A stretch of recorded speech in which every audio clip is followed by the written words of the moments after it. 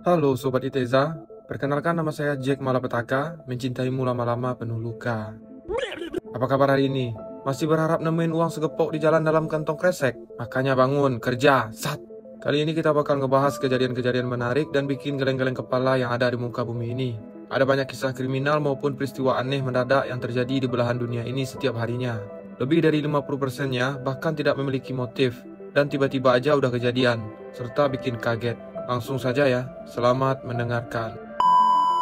Oke sobat, sebelum kita lanjut ke ceritanya, jangan lupa untuk like, komen, dan subscribe channel ini serta bagikan cerita ini ke teman-teman kalian, biar mereka juga tahu dengan ceritanya. Aditya Jadhav adalah seorang pemuda yang berasal dari kota Kolhapur, negara India. Dia merupakan anak petani lulusan SMP yang sudah bekerja sana-sini sejak usia 15 tahun untuk membantu keuangan keluarga serta menafkahi adik-adiknya. Susah sebenarnya bagi pemuda ini untuk mencari kerja, karena ijazahnya yang dianggap kurang memenuhi syarat pendidikan. Selain dirinya tergolong dalam kasta sudra atau kasta rendah, yang menjadi blacklist di beberapa perusahaan. Sampai di akhirnya pada bulan Juni 2018, saat berusia 19 tahun, dia mulai bekerja pada sebuah industri baja di kota yang sama tempat kelahirannya yaitu Kolhapur. Tiba-tiba pada hari Senin 3 September 2018, itu artinya Aditya sudah bekerja 3 bulan di pabrik tersebut. Dan sejak pagi udah ada sedikit ledekan dari teman-temannya mengenai kondisi celananya yang robek di bagian bawah sampai ke belakang belahan bokongnya. Tapi mau bilang apa? Ya karena emang koleksi celananya tidak banyak, dia juga baru sadar celananya sobek, yang kemudian bukan hanya jadi bahan ejekan kawan-kawan, namun juga nyinyiran supervisornya yang bernama Rakesh Wakmore, berusia 51 tahun. Sampai tiba-tiba menjelang pukul 11 siang, saat semua masih sibuk dengan kerjaan di pabrik tersebut, Pak Rakesh memanggil Aditya ke salah satu meja kerja, sambil memegang selang kompresor angin dan mulai menyemprotkan udara dari benda tersebut ke arah Aditya, dengan maksud iseng sambil ngeledek. Berhubung video CCTV-nya dilarang diputar sama pihak YouTube, jadi saya ambil capture-nya aja ya. Terlihat Pak Rakesh awalnya menyemprotin angin ke muka pemuda itu, lalu disuruh berputar badan untuk menyemprotin ke bagian belakang tubuh Aditya. Meski Aditya tidak mengerti buat apa atasannya melakukan itu, sampai tiba-tiba dengan sengaja si supervisor menjulurkan ujung selang kompresor angin ke bagian bawah celana Aditya, sambil menekan pedal selangnya menjadi tenaga maksimal, yang tanpa diketahui bahwa angin kencang tembus ke lubang bokong pemuda itu, dan dalam beberapa detik Aditya roboh ke lantai pabrik. Pak Rakesh sempat diam dulu, sementara karyawan lain seperti tidak menyadari dan terus melanjutkan kerja mereka masing-masing. Supervisor itu segera mengendong Aditya, lalu menyerahkannya pada petugas keamanan pabrik, yang kemudian membawanya ke rumah sakit. Ternyata dokter yang memeriksa menyatakan bahwa dubur pemuda tersebut sudah hancur. Kerusakan yang cukup fatal hingga dilakukan operasi dan ditemukan hal yang lebih mengerikan, yakni isi organ dalam termasuk ususnya sudah terburai, serta terjadi pendarahan hebat di sana. Beberapa tindakan diambil secara bertahap dan dalam rentang waktu berhari-hari kondisi Aditya dalam keadaan koma. Hingga pada Selasa 18 September 2018, yaitu 15 hari setelah kejadian, nyawa Aditya dinyatakan tidak selamat dan beliau mengembuskan nafas terakhir di usia hampir 20 tahun akibat hancurnya semua organ dalam tubuhnya. Sudah pasti pihak keluarga menuntut polisi melakukan investigasi mengenai hal yang terjadi, karena mereka yakin kondisi putranya sebelum itu sangat sehat dan tidak punya penyakit apapun yang berhubungan dengan pencernaan atau organ dalam. Hingga CCTV pun berhasil dilacak, dan nampaklah Pak Rakesh yang harusnya bertanggung jawab mengenai peristiwa ini. Sayangnya pria itu sudah kabur sejak hari kejadian setelah menyerahkan tubuh Aditya pada pihak keamanan pabrik. Anehnya, sampai saat ini lelaki berusia 51 tahun tersebut nggak pernah ditemukan. Namun pihak keluarga korban menerima ganti rugi dari perusahaan yang jumlahnya tidak disebutkan. Kompresor angin di pabrik itu pasti tekanannya sangat besar. Kompresor angin yang diterima Aditya di bagian lubang bokongnya dikatakan 100 kali lebih kuat dari tekanan kompresor air di steam motor. Makanya langsung merusak, yang berakibat pada hilangnya nyawa si sulung tersebut. Bahkan dokter bilang efeknya sama dengan seorang yang terkena ledakan bom pada suatu perang. Daifung Sopon adalah seorang pria berusia 29 tahun yang bekerja sebagai kuli bangunan di kota Chabarmon, provinsi Kampung Speu, negara Kamboja. Menikah di tahun 2017 dengan Agi, serta dikaruniai anak pada pertengahan 2018.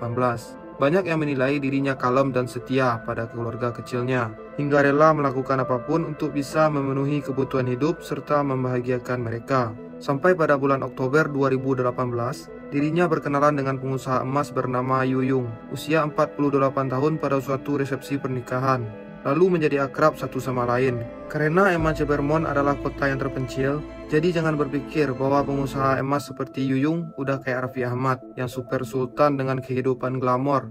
Cukup kaya untuk daerah tersebut, namun enggak bergelimangan harta juga. Ternyata setelah tukeran nomor handphone, hingga jana itu berani ngajak-ngajak buat mampir ke rumah serta menemaninya tidur. Karena istri Daifong mulai curiga dan suka melarang sang suami keluar rumah, akhirnya Yuyung berinisiatif untuk memperkerjakan lelaki tersebut menjadi sopir pribadinya. Dia pecat sopir yang lama dan menggantinya dengan Daifong, yang kenyataannya telah tumbuh rasa cinta di antara mereka berdua. Sebenarnya sudah ada himbauan juga dari tetangga yang mengenal Yuyung dan cerita pada Agi agar melarang suaminya bekerja menjadi sopir pribadi janda tersebut. Soalnya dia terkenal gatal, mantan suaminya aja ada 7, dan kalau udah bosan pasti dicampakkan. Takutnya gitu juga perlakuan yang akan diterima sama Daifong, habis manis sepah dibuang. Malah ngeri juga kan ntar kena penyakit yang aneh-aneh, karena yakin pasti disuruh memuaskan Yuyung juga di atas kasur. Namun saat disampaikan hal itu kepada sang suami, Daifong menolak segala tuduhan. Dirinya ngaku benar-benar kerja jadi sopir, tanpa ada modus apa-apa di balik profesi tersebut. Lagi pula nggak mudah kan cari kerja, dia udah capek bertahun-tahun jadi kuli bangunan. Resikonya cukup besar, tanpa ada tanggung jawab dari bos jika terjadi kecelakaan kerja. Jadi lebih nyaman, gajinya lebih besar dan ada jaminan keselamatan kerja dari Ibu Yuyung. Nampaknya Agi menurut aja, karena dia tahu suaminya lebih mengerti tentang profesi yang dijalanin. Dia percaya sejak dulu sama Daifong, dan emang terbukti nggak pernah melanggar janji cinta. Pada hari Sabtu 26 Januari 2019, jadi sekitar 2 bulan menjadi sopir pribadi, Daifong disuruh mengantarkan Bu Yuyung untuk menemui salah satu kliennya yang berada di wilayah Angserei. Jaraknya sekitar 4 jam perjalanan dari rumah Yuyung dan janjinya sih tidak akan menginap. Awalnya sang istri ngerasa ragu, karena Daifong sempat bilang juga, kalau emang antar kemalaman, bisa jadi nginap, ya jangan ditunggu. Jangan khawatir dan akan segera dikabari. Akhirnya berangkatlah keduanya pada jam 10.30 menjelang siang. Dan selama di perjalanan, emang Yuyung udah ngodain Daifong terus sambil bercerita hal-hal nakal dan kotor yang membuat perjalanan kala itu menjadi menegangkan serta berkeringat. Sampai digrepe-grepe saat nyetir juga sama si Yuyung. Tetap aja lelaki itu berusaha kalem, nggak bisa nolak, namanya juga bos, duit lebih penting, uang segalanya. Sampai 2 jam kemudian menjelang siang, Daifong masuk ke sebuah SPBU bernama LHR, guna mengisi bahan bakar untuk beberapa menit. Tempatnya agak di pinggiran dan di sekitar SPBU juga masih perkebunan, serta ada sungai di bagian belakang. Keadaan kala itu sepi, hingga Yuyung pun turun menuju ke sebuah toilet kecil yang ada di bagian pinggir SPBU. Ternyata saat kembali ke mobil, wanita itu ngasih tahu bahwa keadaan sunyi, tentram, nyaman. Lalu mengajak Daifong untuk turun sebentar ke toilet, untuk mantap-mantap, main cepat supaya perjalanan selanjutnya bisa enak dirasa, tanpa menahan nafsu di kepala. Sempat ngobrol karena takut ketahuan, atau ada yang bakal marah, akhirnya lelaki itu mau juga. Dan keduanya masuk ke salah satu bilik toilet yang emang diperuntukkan untuk satu orang saja. Kondisi kamar kecil itu apa adanya banget. Keduanya melakukan berbagai macam gerakan dan posisi untuk mencapai kenikmatan masing-masing. Sampai kemudian saat lagi asik, tanpa diduga ada seekor kalajengking mulai naik dari paha belakang Daifong.